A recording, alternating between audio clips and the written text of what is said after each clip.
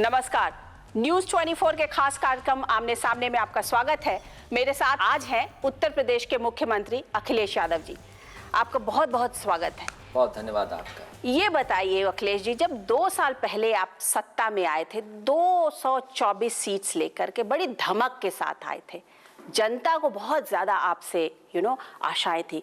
क्या हुआ? बहुत जनता आज की डेट में बहुत निराश क्यों लग रही है? क्या बात है? देखिए, निराश नहीं है।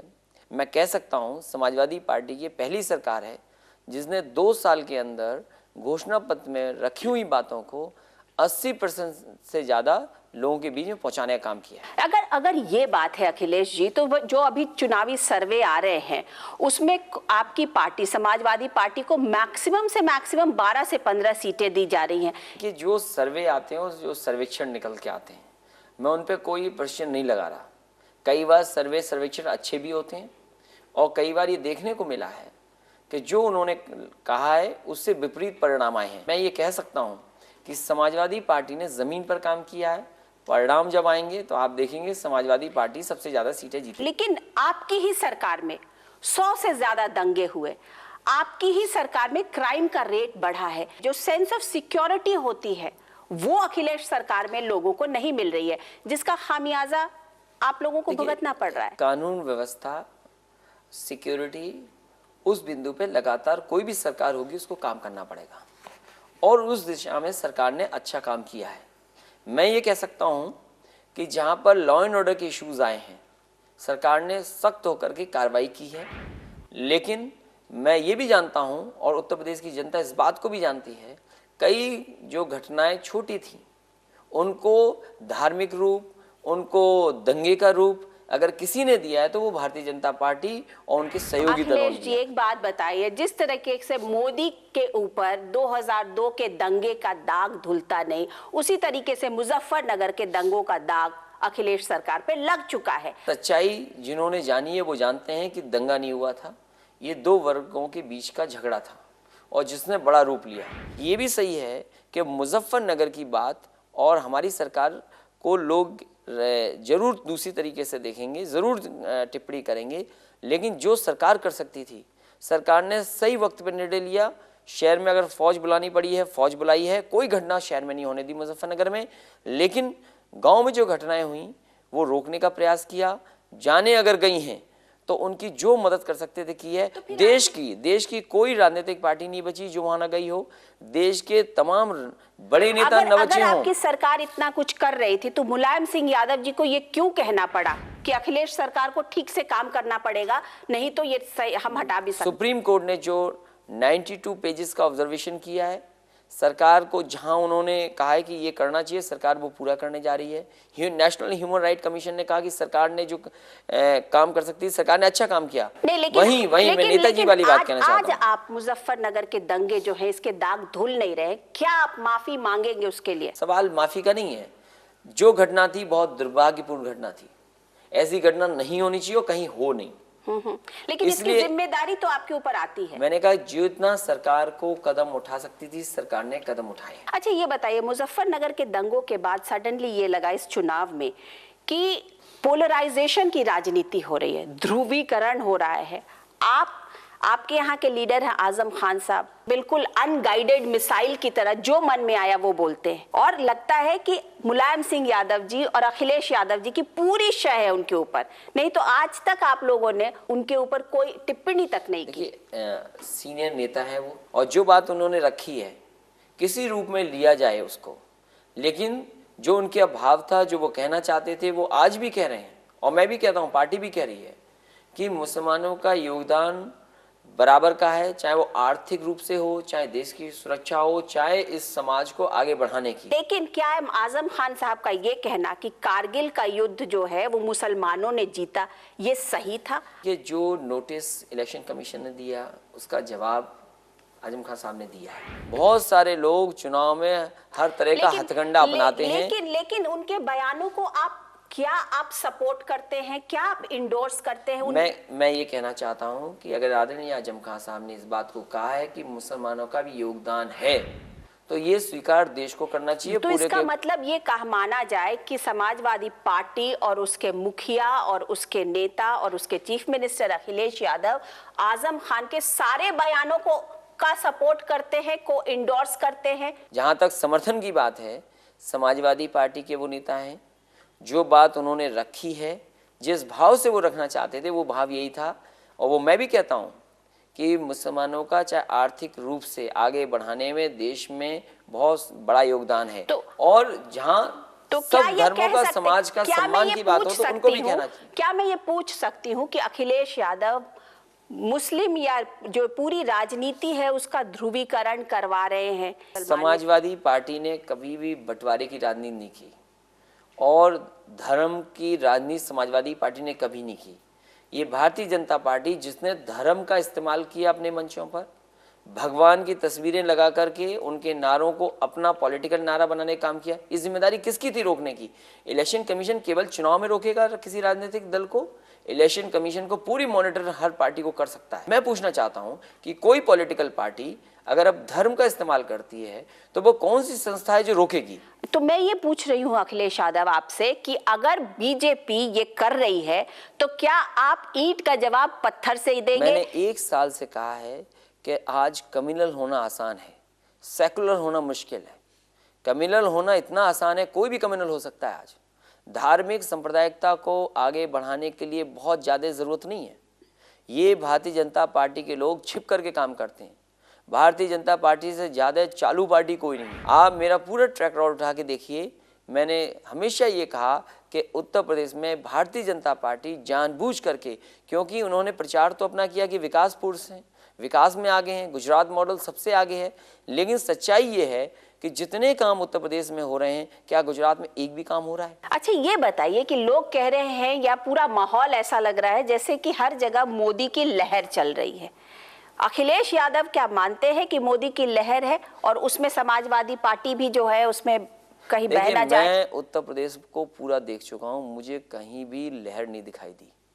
किसी भी आम व्यक्ति को अगर लहर दिखाई दी हो तो मुझे बता दो। ये केवल झूठा प्रचार है और इसीलिए मैंने कहा कि भारतीय जनता पार्टी बहुत चालू पार्टी है। ये वो दल है जिसने एक बार भगवान की मूर्तियों को दूध पिला दिया, तो इस पार्टी का क्या भरोसा, पता नहीं कौन सा प्रचार कर दें। अब तो ये केवल प्रचार में आगे हैं। मोदी की अब नजर जो है ना इस आज की डेट में वो 26 पूर्वांचल की सीट्स पर है, जो कि आप लोगों का गढ़ माना गया है। वहां पर मोदी को आप कितनी चुनौती दे पा रहे हैं? देखिए, मैंने आपको कहा कि जो लोग विकास के तमाम आंकड़े पेश करते थे, उनके प्रदेश में ना विद्याधन मिल रहा है, ना बेरोजगारी भत्ता मिल रहा है, ना लैपटॉप। यही गुजरात के लोगों को अगर लैपटॉप बांटना पड़े जितना उत्तर प्रदेश ने बांटा है, उन्हें 5 साल लगेंगे तब जाकर के उतने लैपटॉप बांट पाएंगे जितना 1.5 साल के अंदर समाजवादी पार्टी की सरकार ने बांट के दिखा दिया। जहाँ तक सवाल है जो आने वाला चुनाव है, मैं बधाई दूंगा उत्तर प्रदेश की जनता को जिन्होंने सेकुलर लोगों का समर्थन किया है। समाजवादी पार्टी अपने सेक्युलर का डेफिनेशन कैसे कर रही है? समाजवादी प्रो मुस्लिम होना या मुस्लिम वोट्स का ध्रुवीकरण कराना सेक्युलरिज्म है? समाजवादी पार्टी ने धर्म के आधार पर कभी राजनीति नहीं की और हमारे कोई भी योजना बिना भेदभाव के है। इसीलिए समाजवादी पार्टी ने अगर आज चाहे वो समाजवादी पेंशन शुरू की हो, वो धर्म और जात के आधार पर नहीं है, वो गरीबी के आधार पर है। अच्छा, नरेंद्र मोदी आप पर बोलते हैं कि उत्तर प्रदेश में गवर्नेंस के लिए 56 इंच का सीना चाहिए, जो कि वहां पर है नहीं, वहां की सरकार के पास नहीं है, वहां के मुखिया के पास नहीं है। ये जो 56 इंच का सीना लिए घूम रहे देश में, ये आरएसएस और विश्व हिंदू परिषद बजरंग दल के प्रतिनिधि हैं। इनको पहले स्वीकार किया गया है आरएसएस के माध्यम से, तब जाकर के भारतीय जनता पार्टी के ये प्रधानमंत्री पद के दावेदार बने हैं।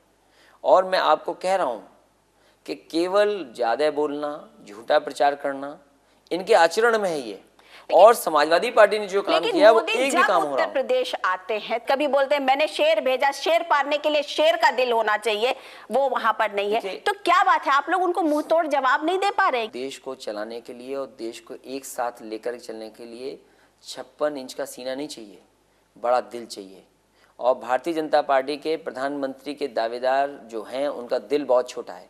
मैंने 10 शेर मांगे थे, उन्होंने 6 दिए, बेईमानी की। उन्होंने अपना तो कह दिया कि शेयर दिए हैं, लेकिन उन्होंने लकड़बग्गों को कभी स्वीकार नहीं किया कि लकड़बग्गे उन्होंने सीरियस लिए नोट आप हमसे। अखिलेश यादव ये मानेंगे कि मोदी ने पूरी राजनीति और उत्तर प्रदेश की पूरी राजनीति को अपने इर्द गिर्द घुमा के रख दिया है? मैं आपको आज भी कह रहा हूं कि प्रधानमंत्री पद के दावेदार जो हैं उत्तर प्रदेश में एक विजिटर की तरह आ रहे हैं। उत्तर प्रदेश को जानने में भी बहुत समय लगेगा। उत्तर प्रदेश की जनता बनारस से लड़ रहे भाई, ताल ठोक के लड़ रहे हैं बनारस से। अगर बनारस से लड़ रहे हैं तो बनारस की जनता सेकुलर जनता है, धर्मनिरपेक्ष लोग हैं वहाँ, और जब परिणाम आएगा तब जानकारी मिलेगी कि आखिरकार बनारस की जनता ने क्या निर्णय लिया। अच्छा ये बताइए कि बनारस में मुख्तार अंसारी ने विड्रॉ कर लिया, आप लोग भी कांग्रेस के या जो भी है आप किसी को सपोर्ट कर दीजिए। आपको नहीं लगता कि अगर मोदी की से लड़ाई लड़नी है तो एक तरफा होकर के लड़ाई लड़नी पड़ेगी? समाजवादी पार्टी ने वहाँ पर प्रत्याशी अपना अच्छा प्रत्याशी उतारा है। आपको नहीं लगता कि केजरीवाल या अजय राय या समाजवादी पार्टी के साथ में ये सबका वोट जो बट जाएगा उससे बेहतर होगा कि एक कंसोलिडेटेड लड़ाई लड़ी जाए? आप पार्टी के लोग हैं वो यहाँ आए हैं, वो नरेंद्र मोदी का ज्यादा प्रचार कर रहे हैं। वहीं कांग्रेस की नाकामी की वजह से आज भारतीय जनता पार्टी देश में दिखाई दे रही है। अगर कांग्रेस के लोगों ने सही तरीके से मुकाबला किया होता तो शायद देश में ना इस तरह की लहर की बात होती। वहां अगर कोई रोकेगा बनारस में तो समाजवादी पार्टी, क्योंकि समाजवादी पार्टी ने काम किया है। भारतीय जनता पार्टी के नेता ये कह रहे हैं, उमा भारती ने अभी कहा और अभी कल्याण सिंह जी प्रचार में उन्होंने कहा कि जिस दिन हम सरकार दिल्ली में बना लेंगे उसके दूसरे दिन अखिलेश यादव की सरकार गिर जाएगी, क्योंकि समाजवादी पार्टी के कुछ 50 से ज्यादा एमएलए जो हैं वो हमारे टच में हैं। ये दोनों नेता को ये नहीं पता है कि उनके टच में कितने हैं। दोनों ही नेता कभी सदन में नहीं आते, पता नहीं विधायक कब इनसे मिलते हैं जा करके। और मैं तो कहूँगा इलेक्शन कमीशन को इनको भी नोटिस देना चाहिए, और इसलिए देना चाहिए कि समाजवादी पार्टी की एक लोकतांत्रिक सरकार है जिसको बहुमत मिला है, जनता ने बहुमत देकर के बनाया। एक बहुमत की सरकार कमीशन कहाँ आ गई? अगर आप अपनी कुनबे को नहीं बचा सकते हैं तो इसमें इलेक्शन कमीशन कहाँ आ जाएगा? तो अगर आपके कुनबे के लोग जा करके उनसे बात कर रहे हैं, कोई तो बात कर रहा होगा ना। एक लोकतांत्रिक सरकार को धमकी देना, हम किसके सामने जाएं, किससे कहें जा करके? और सच्चाई ये है कि ये बहुत निराश हो चुके लोग हैं। अच्छा ये बताइए अखिलेश जी कि जब आप यहाँ पर सत्ता में आए तो ये हुआ था कि भाई अब मुलायम सिंह यादव जी जो है वो दिल्ली की राजनीति करेंगे और अखिलेश यादव यहाँ देखेंगे। बात ये भी थी कि वो थर्ड फ्रंट के लीडर बनेंगे।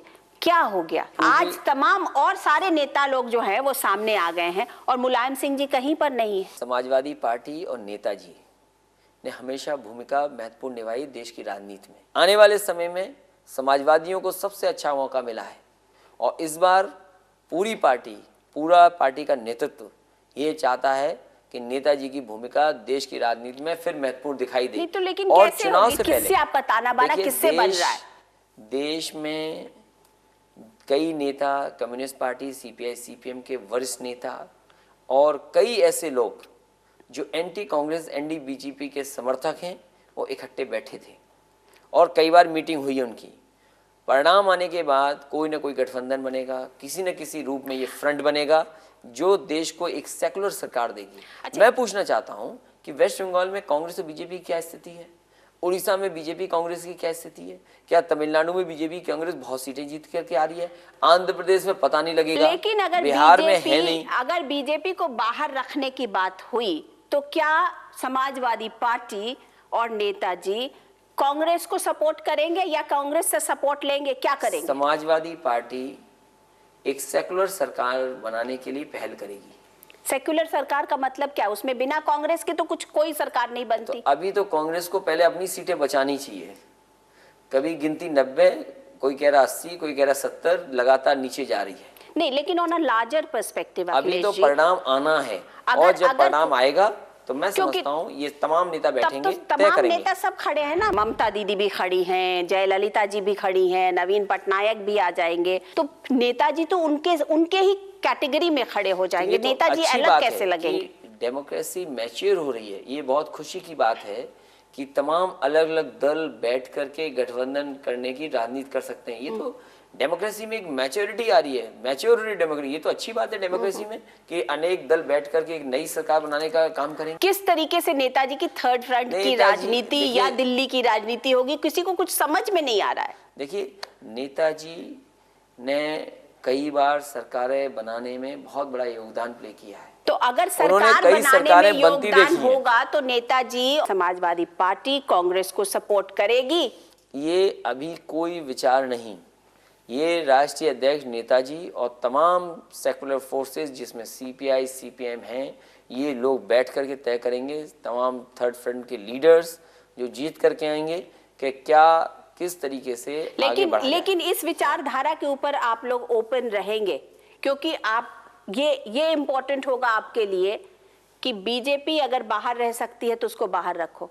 देखिए, बीजेपी को बाहर रखने के लिए और सेकुलर सरकार देश में कैसे बने, ये तमाम नेता बैठ करके चुनाव के बाद फैसला लेंगे। अच्छा, ये बताइए कि नेताजी ने मुरादाबाद में ये बयान क्यों दिया कि रेपिस्ट जो है, बलात्कारी, ऐसा नहीं करना चाहिए, कि उनको फांसी की सजा होनी चाहिए? ये क्यों? नेताजी ने वो बात बाद में साफ की और नेताजी ने कहा कि सख्त से सख्त कार्रवाई हो। एक बेटे होने के नाते और इस प्रदेश के मुखिया होने के नाते आपको लगता है कि इस तरीके का बयान सोसाइटी में होना चाहिए?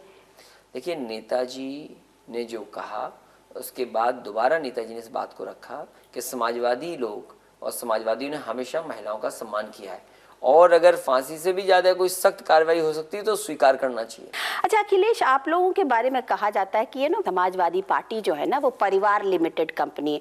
कहीं से चचेरे भाई लड़ रहे हैं, कहीं से पत्नी लड़ रही है, और किसी के लिए जगह है? केवल एक राष्ट्रीय परिवार नहीं यहाँ पर है, यहाँ तो उत्तर प्रदेश में आप पूरे गिनती कर लीजिए, बहुत बड़ी संख्या में राष्ट्रीय परिवार चुनाव लड़ रहे हैं। तो केवल समाजवादी पार्टी पर आरोप लगाना, कौन सा दिल बचा हुआ है जो इस तरह का काम नहीं? क्या बीजेपी बची हुई है? क्या कांग्रेस बची हुई है?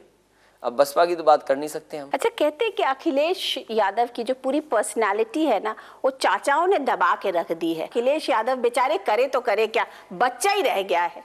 देखिए, मैं मुख्यमंत्री हूँ और इन्हीं सबके आशीर्वाद से मैं मुख्यमंत्री हूँ। देश के जो प्रधानमंत्री के दावेदार हैं, उन्होंने ये कहा एक इंटरव्यू में कि मैंने जो राजनीति सीखी है अपने वरिष्ठ नेताओं की उंगली पकड़ के राजनीति सीखी है। मतलब ये कि इतने सारे पावर सेंटर्स हैं कि अखिलेश बेचारे कैसे काम करे। जब भी कोई डिसीजन लेते हैं उसके बाद कोई चाचा का फोन आ जाता है, कोई ताऊ जी का फोन आ जाता है, कोई कजन का फोन आ जाता है। करे तो करे क्या अखिलेश? ये तो डेमोक्रेसी है और डेमोक्रेसी में अगर कोई अपना पक्ष रख रहा है और कोई सुझाव या राय दे रहा है, पक्ष रखना एक बात होती है और प्रेशर में आना, दबाव में आना दूसरी बात होती है। तो कम से कम उनकी राय सुझाव अगर अच्छी है तो मैं स्वीकार करता हूँ, अगर राय अच्छी नहीं है तो मैं स्वीकार नहीं करता हूँ। इसका असर तो पड़ता होगा, क्योंकि आपको 4 लोगों की बात सुननी पड़ती होगी। आप दबंगई से अपनी चीज नहीं कर पाते होंगे जैसे आप कर सकते हैं। कोई भी लोकतांत्रिक सरकार होगी और मैं समझता हूँ लोकतंत्र में अच्छी बात होती है कि ज्यादा से ज्यादा लोगों की बात सुनी जाए, समझी जाए और फिर निर्णय हो, तो कोई गलत बात नहीं है। आपको लगता है क्या कि अगर समाजवादी पार्टी ने उस तरीके का परफॉर्मेंस 2014 के चुनाव में नहीं किया जैसा कि नेताजी सोचते हैं या चाहते हैं, तो क्या अखिलेश यादव उसका ठीकरा अपने सिर पर लेंगे? मैं ये मान के चल रहा हूँ कि समाजवादी पार्टी को सबसे ज्यादा सीटें उत्तर प्रदेश में जीतने को मिलेंगी और दूसरा, नेताजी की भूमिका देश की राजनीति में सबसे महत्वपूर्ण होने जा रही है। ये जो समाजवादी पार्टी ने हम लोगों ने सोचा है वो हुआ है। निगेटिव सोच का मैं पक्षधर नहीं हूँ। कोई तो 2 साल में कोई तो भूल हुई होगी आपसे, ये तो आप व्हेन यू लुक बैक ऐसा तो आप देख सकते हैं ना कि अच्छा चलो भाई, मैं तो अभी एक सीख ही रहा हूँ, मैं पहली दफा आया हूँ, मेरे से ये भूल हो गई। मैंने कभी ये नहीं सोचा कि मैंने क्या खोया या क्या नहीं कर सकता था। जो कुछ कर सकता था मैं, जो समय मुझे मिला है मैंने उसमें काम किया है और घोषणा पत्र कैसे लागू हो सकता है उस पे कम से कम समाजवादी पार्टी सबसे आगे दिखाई देती। आपके ऊपर ब्यूरोक्रेसी तो पिछले 1.5 साल तक तो पूरी तरह से हावी थी, कोई काम ही नहीं करने देती थी। आप बोलते थे हाँ ये काम होना चाहिए, वो फाइल रोकवा लेते थे। देखिए, ये तो आप स्वीकार करेंगे कि दिल्ली में एक मुख्यमंत्री बने, 50 दिन पूरे नहीं हुए और वो छोड़ के चले गए कुर्सी। मैंने 2 साल पूरे किए हैं और तमाम अधिकारियों से कैसे काम लेना है, उनका कैसे सहयोग लेना है, किस अधिकारी को कब सजा देनी है और कब उसको आगे बढ़ाना है, ये तो कम से कम मैं सीख ही गया हूँगा। मोदी जी से आपने कुछ सीखा? वो भी उत्तर वहां के मुख्यमंत्री अब तो मैं ये चाहूंगा, अगर आपने ये तुलना की तो मैं चाहूंगा आपसे कि आप गुजरात के जितने एडवर्टीजमेंट बने वो देख लें आप, और उत्तर प्रदेश की सरकार ने जो अपने बनाए ऐड वो देख लीजिए। अगर आपको लगे कि हाँ उत्तर प्रदेश की सरकार ने अच्छा काम किया है तो मुझे जरूर धन्यवाद देना। ये सारा रिजेंटमेंट मोदी के नाम पर ही है ना। बीजेपी के कोई और लीडर आते हैं तो उनको आप सपोर्ट कर सकते हैं, समाजवादी पार्टी सपोर्ट कर सकती है? बीजेपी से समाजवादी पार्टी का कोई रिश्ता नहीं हो सकता। समाजवादी पार्टी बीजेपी को रोकने के लिए काम कर रही है। तो फिर जब नेताजी के ऐसे बयान आते हैं कि मैं बीजेपी के सीनियर लीडर्स के टच में हूँ, तो उस बयान का क्या मतलब निकाला जाए? इसमें से तमाम ऐसे नेता हैं जो बाहर तो कह रहे हैं कि हमें ये जो प्रधानमंत्री के दावेदार है वो स्वीकार नहीं है, तो कुछ तो कह पा रहे हैं बाहर, कुछ तो अंदर ही अंदर घुट रहे हैं, वो कह रहे होंगे। तो इसका मतलब कि अगर मोदी हटा करके बीजेपी की कोई सिनेरियो बनता है तो समाजवादी पार्टी उसको सपोर्ट करने के लिए तैयार हो सकती है। इसका मतलब तो यही निकलता है ना। बीजेपी की सोच से, बीजेपी के लीडरशिप से और बीजेपी के जो काम है उनका समर्थक कभी समाजवादी पार्टी के लोग नहीं हो सकते। Thank you so much Akhilesh Yadav हमसे बात करने के लिए। धन्यवाद। तो ये थे उत्तर प्रदेश के मुख्यमंत्री अखिलेश यादव आमने सामने में। मैं अनुराधा प्रसाद किसी नई पर्सनालिटी के साथ आपसे फिर मिलती हूँ, तब तक के लिए नमस्कार।